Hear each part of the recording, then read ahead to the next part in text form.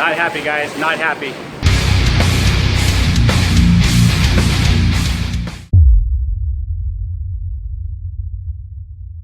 What's up, Radar Cars family? I have some bad news and some good news about E85 and the GT350, or in Mustangs in general. But first, let's talk about the woes of E85. The other day, I had to drive about 100 miles one way into Connecticut, up in Shoreline, Connecticut, where there is no E85. Connecticut is like devoid of E85. And I was gonna take the new motorcycle, but then I decided I didn't want to put 200 miles on it because it's brand new, 200 highway miles on it. So I decided to take the car last minute. And I didn't prepare. So I had like a quarter tank of E85 in my car. I had about a few gallons left in my 14-gallon gas dispenser that I have. So I put that in the car. And I had like, I don't know, half tank of gas to travel like 100 miles. So the entire way, I was basically not doing what this car is meant to be doing. I was doing what a Prius is meant to be doing. And I was hypermiling. Have you guys ever heard of hypermiling? That's like when you're doing everything within your power to conserve every drop of gasoline so you don't run out of gas. I've done that before, including drafting behind trucks to save on gas.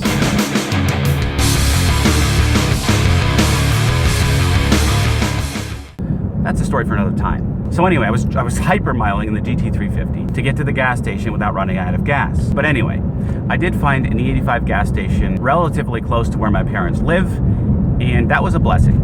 So, but I had to get there, and I had barely enough gas. I was like operating on fumes. So long story short, I got there with like 7 or 8 miles to spare in the tank. Hypermiling is not fun, unless you're a nerd. No.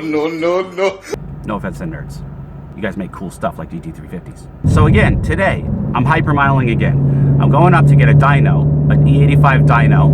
As you guys know, I have the E85 race tune on this car. I haven't done the review of that yet, but it's coming.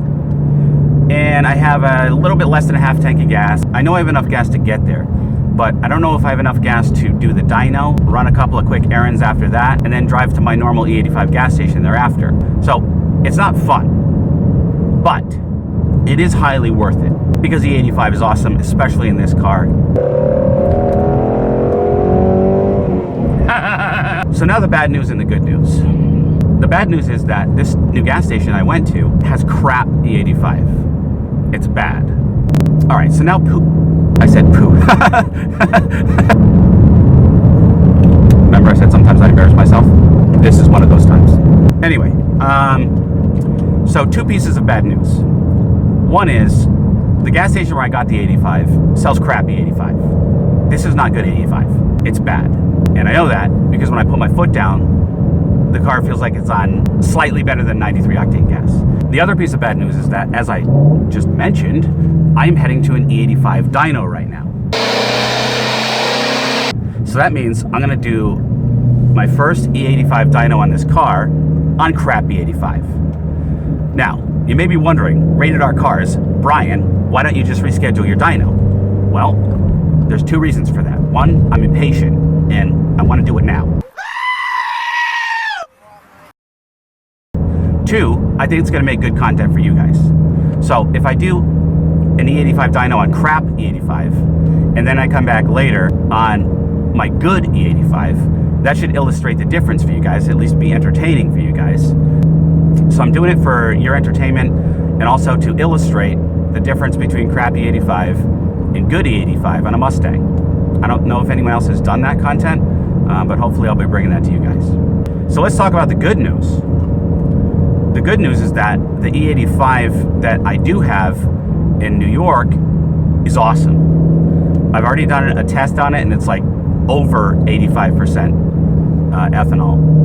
And I'll do a video on that when I release my E85 gear video coming soon. So it's great to have a place that's, you know, pretty close to my work that has really good E85, and also with the correct amount of planning and support system in place. E85 is really the 0 regrets of having it in this car. Now, on top of the fact that I don't know if I'm gonna have enough gas after this, I have to do a demonstration for you guys. So I have to go back into sport mode now of what bad E85 is like. Here's what bad E85 feels like. Still pretty damn awesome.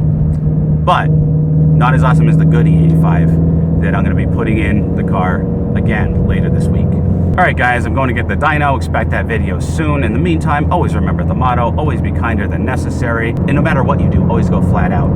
Let me know your thoughts in the comments. Subscribe, like, punch the bell in the face, all that good stuff. Until next time, love you, bros and sisters. Not happy, guys, not happy. This car is dynoing at less than stock on an E85 race tune.